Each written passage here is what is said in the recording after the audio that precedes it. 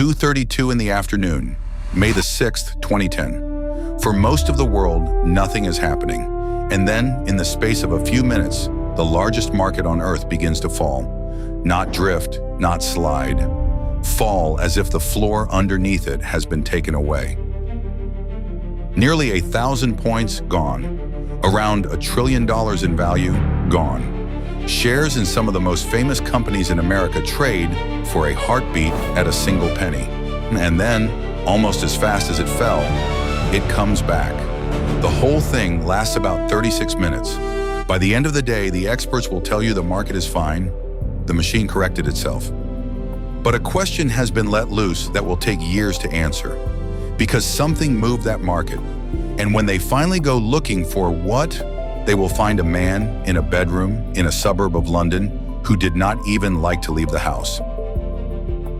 This is the story of the most mysterious crash in market history, and of the lonely young man whose name would end up attached to it. It is a story about money, but it is not really about greed.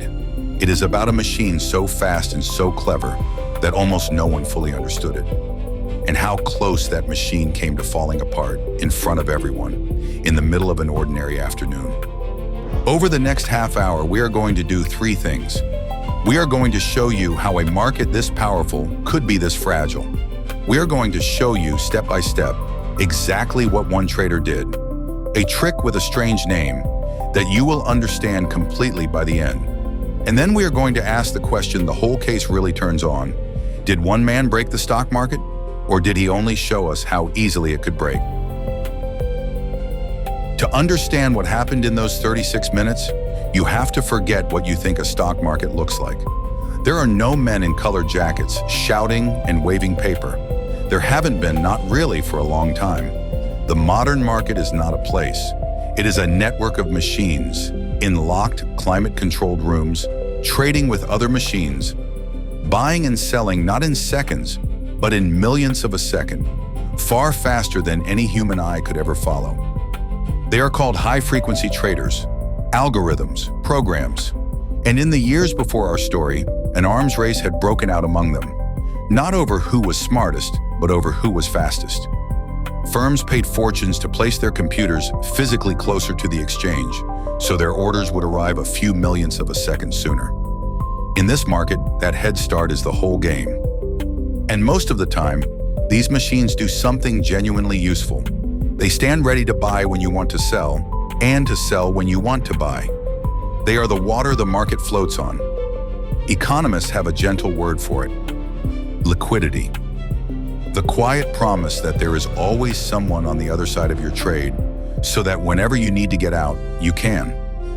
But here is the truth underneath that promise, the one almost nobody likes to say out loud. These machines are not loyal. They feel no duty to be there. They are not investors. They do not care what a company is worth. They are reading one thing: the order book, the live scrolling list of who wants to buy and sell, and at what price. And they are reacting to it instantly, automatically. Feed them a picture of the market, and they will move on it before a human could even blink. And that is the quiet miracle the whole market rests on, and its hidden weakness. The order book is not just data. It is a kind of collective belief, a shared picture of what everyone else is about to do next. The machines trust that picture completely, because trusting it instantly is the only way to stay fast. But a picture can be painted, and a market that runs at the speed of light on trust in a picture can be fooled at the speed of light too. Which raises a dangerous question, one that, in 2010, almost no one was asking out loud. What if the picture were a lie? What if you could show the machine something that wasn't true? A flood of buyers that didn't exist, a wall of sellers who were never really there, and simply let their own speed and logic do the rest? In a small bedroom in West London, one man was not asking the question. He had stopped asking it years before. He was already living every single day inside the answer. His name is Navinder Singh Sarao. He grows up in Hounslow on the western edge of London, directly under the flight path into Heathrow, where the planes pass overhead every 90 seconds or so. Close enough to rattle the windows, regular as a heartbeat. He is brilliant with numbers and uneasy with people. Years later, doctors will diagnose him with severe autism. He does not learn to trade in a bank or a glass tower in the city. He learns it on a screen, in a back office, and then at home, and he turns out to be astonishingly good at it. Fast, fearless, able to feel the flow of the market the way a kayaker feels a river, reading the current, the pull, the places where it is about to turn.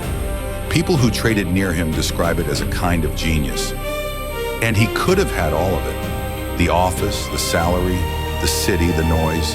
He does not want them. He wants the room. So he trades from home, from the bedroom in his parents' house, in a tracksuit, the curtains often drawn against the afternoon. And there is something almost unbearable about the picture. Downstairs, his mother is making dinner. Upstairs, her son is moving more money in a single afternoon than most people will see in a lifetime. And here is the detail that everyone who meets him remembers. The detail that makes this a tragedy and not just a crime. He does not seem to care about the money, not as a pose, not as false modesty. He doesn't buy the cars or the house or the life the money could have bought. People who knew him describe a man trading the way a child plays an arcade game, locked onto the screen, hour after hour, trying over and over to beat his own high score. An autism specialist will later put it as plainly as it can be put. His lack of any interest in the money he earned was not an act. It was simply who he was. But to beat the high score, he wants an edge. And he has become convinced that the market is rigged. Not against him personally, but by the fastest machines, the ones that always seem to get there first, the ones that, to him, are skimming a little from everyone all day long simply because they are quicker. He doesn't want to join them. He wants to beat them. So he decides to fight the machines on their own ground, with their own weapon, speed. He takes a piece of ordinary commercial trading software, the kind anyone could buy, and he begins to rewrite it. What he builds is simple to describe and devastating to watch. A program that can place enormous orders and then pull them back automatically in an instant before any human and almost any machine can take them. Orders that look, for a fraction of a second, completely real. Orders that were never for one moment meant to be filled. There is a name for this, a name the law will eventually use. They will call it spoofing. Here is how it works, and the genius of it, the cruelty of it, is that once you see it, you cannot unsee it. So watch closely. Picture the order book again. On one side, everyone who wants to buy and the prices they will pay. On the other, everyone who wants to sell and the prices they will accept. The machines are watching this book constantly, and they reason, quite logically, if a huge new wall of sellers suddenly appears, far bigger than everything around it, then the price is about to drop. The smart move, the safe move, is to sell now, to get out a half second ahead of everyone else before the fall. So Sarao shows them a wall.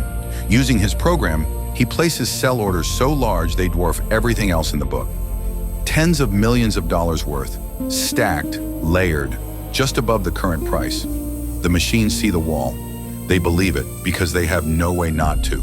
And they do exactly what their logic demands. They begin to sell fast to get ahead of the drop. And the price begins to fall.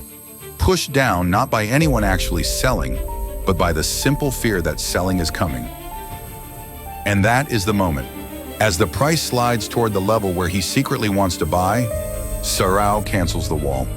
In the blink of an eye, the orders that frightened the whole market simply vanish, because they were never meant to be filled. They were a ghost. And in the empty space they leave behind, at the low price his own ghost created, he buys for real. Then he turns the entire thing upside down to sell. Show a wall of buyers, lift the price, pull the wall, sell high. Show a wall of sellers, drop the price, pull the wall, buy low. Again, and again, and again. Not for a day, but for years. By his own later admission, this earns him at least $12.8 million. Regulators will say the true figure, across all his trading, was far higher. Think about what that means. He is, in effect, lying to the market. Not in words, but in orders.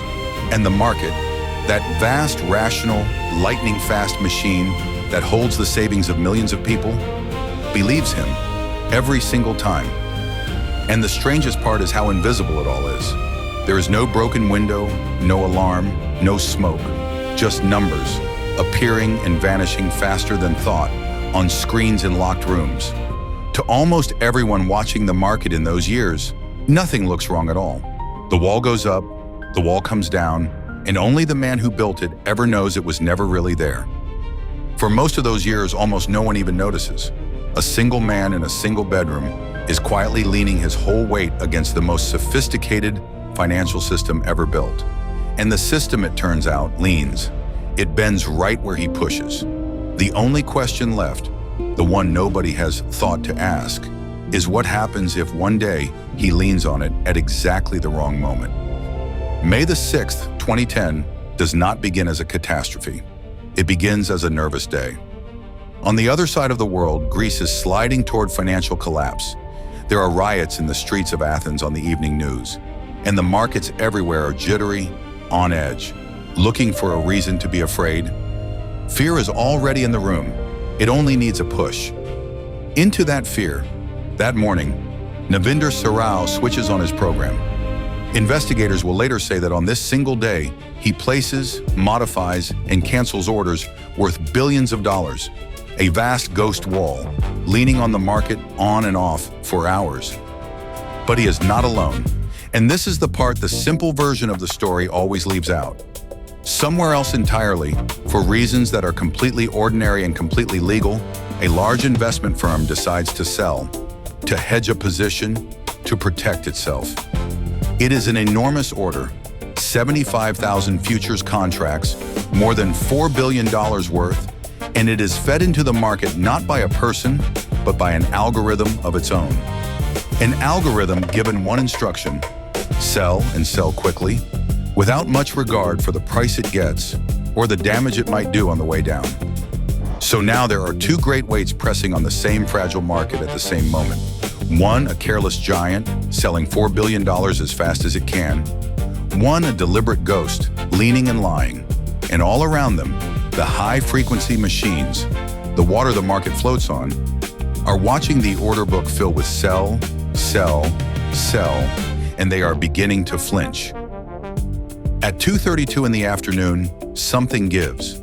The machines that promised to always be there do the one thing no one had planned for, the one thing the whole system quietly depended on them never doing. They step back, all at once. To protect themselves from a falling market, they simply stop buying, and the floor disappears. Now, prices do not fall. They collapse into a vacuum. With almost no machines left willing to catch them, shares in giant, healthy, world-famous companies plunge toward nothing. For a few astonishing seconds, you could have bought a share of a company worth tens of billions of dollars for a single penny. Not because anything real had changed about that company, not because of any news, but because for a few minutes, on the whole of the market, there was simply no one on the other side. And it is not only numbers on a screen. All over the country, ordinary people have left standing instructions with their brokers. Sell automatically if my stock ever falls below this price. Small, sensible safety nets meant to protect them. In those 36 minutes, as prices fall through the floor, those instructions fire all at once, selling people's savings into the very bottom of the crash, at the worst prices of the day. The panic of the machines becomes, for a few minutes, the real and lasting loss of people who were not even watching. And then the safety strip. Automatic circuit breakers, built for exactly this, begin to fire. Exchanges pause, the panic runs out of room. Cautiously, the machines come back. The water returns, and the market floats again, climbing back out of the hole almost as violently as it fell in. It is over. $1 trillion has been lost and found inside a single hour. And the most powerful financial system on Earth has just learned something about itself that it would very much prefer not to know. Afterward comes the autopsy. And this is where the story refuses to be simple, where you have to resist with both hands the ending you want. Because we want a villain. A villain would be a relief. The first official report, months later, points mostly at the careless giant. That $4 billion sell program dumped by an unthinking algorithm into a market that had grown too thin to absorb it. It barely mentions a trader in London at all. Then other studies look harder at the high-frequency machines and reach a careful, important conclusion. The machines did not cause the crash, but they deepened it by all racing for the exit at once, by demanding to get out first. And then, almost 5 years later, investigators trace the ghost back to its source, to the bedroom in Hounslow. They say his wall that morning was part of the imbalance that tipped the market over. In their words, he was significantly responsible for the order imbalances that helped trigger the fall. How they found him at all is its own quiet story. The ghost had left almost no fingerprints. His orders had simply vanished the instant they did their work. It took years of patient effort, sifting back through the raw data of that single afternoon, through billions of messages, to trace the vanished orders through the noise to one account and one house in Hounslow. The most mysterious crash in market history was unraveled in the end, not by speed, but by someone slow and stubborn enough to keep looking. But notice the words they actually use: part of, contributed to, helped to tip, significantly responsible for the imbalance, not anywhere in any serious account, caused it alone. Because the honest answer is harder than a single villain and far more frightening. A careless $4 billion sell order, a swarm of machines all protecting themselves at the same instant, a world already sick with fear over Greece, and yes, a ghost in the order book, pushing at exactly the wrong moment. All of it together at once on a market that had quietly, invisibly become too fast and too fragile for anyone, anywhere, to fully see. Which leaves us with the question this whole story has been circling from the very first second. If a system this powerful can be pushed to the edge of collapse by a lie told in orders that were never even real, then what exactly broke that day? The man who told the lie, or the machine that could not tell the difference between a phantom and the truth? The law in the end does not get to answer that with a shrug. The law has to choose someone to hold. And of all the forces in that market on that afternoon, the algorithms, the firms, the fear, only one of them was a person who had made a choice and broken a rule on purpose. And so the law chooses the man. In 2015, 5 years after the crash, they finally come for him. He is arrested at his parents' house in London, the same house, the same street under the flight path, and the United States asked for him by name. The Hounslow day trader, the headlines now say, who helped trigger a $1 trillion crash from his bedroom. He fights the extradition for months. He loses. And when investigators finally open up his life and look at what is actually there, they find something almost unbearable. The fortune, the tens of millions he had won from the fastest machines on Earth, is mostly gone, not spent, taken. The man who could fool the most sophisticated market ever built had himself turned out to be an easy mark. He had handed his money, almost all of it, to con men, to bogus investments, to an outright fraud built to part trusting people from their savings.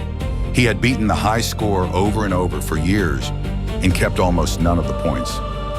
In 2016, he pleads guilty, not to causing the crash, to 2 specific crimes, 1 count of wire fraud and 1 count of spoofing. He agrees to hand back nearly $13 million, and then he does something the authorities did not have to ask twice for. He cooperates completely, sitting with them, explaining his own methods, helping the people who caught him understand the very thing he had spent years perfecting. There is a temptation telling this to turn him into a folk hero, the lone genius who beat the machines at their own game. Resist that. What he did broke the law, and he admitted it. Real money moved, and real people, somewhere, were on the other side of it. But there is no honesty in making him a monster either. The truth is smaller and sadder. A brilliant, lonely man, chasing a number on a screen, who understood the rule he broke better than almost anyone, and never seemed to grasp or to care what the number was actually worth.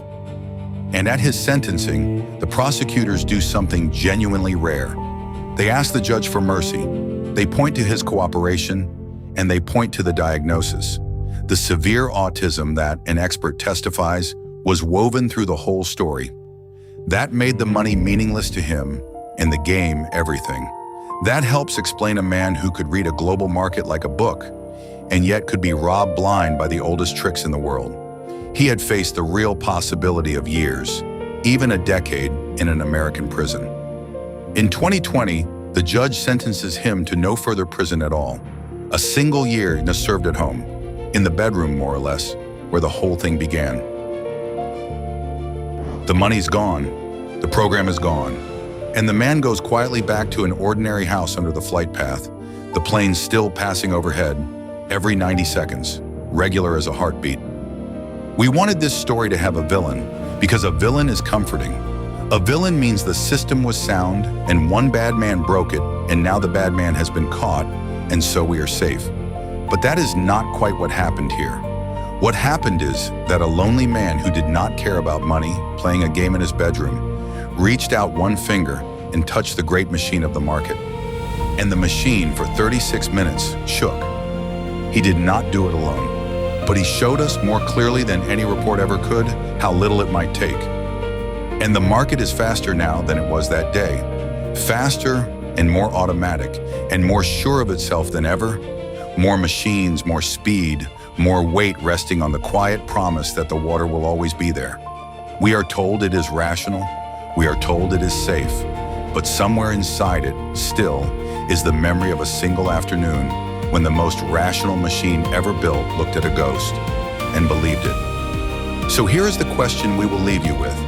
The next time the floor disappears, and one day it will, who do you think will be holding the ghost? Thank you for watching. If you want more stories about the hidden machinery that quietly runs our money and our lives, this is what this channel does. Subscribe, and we will see you in the next one.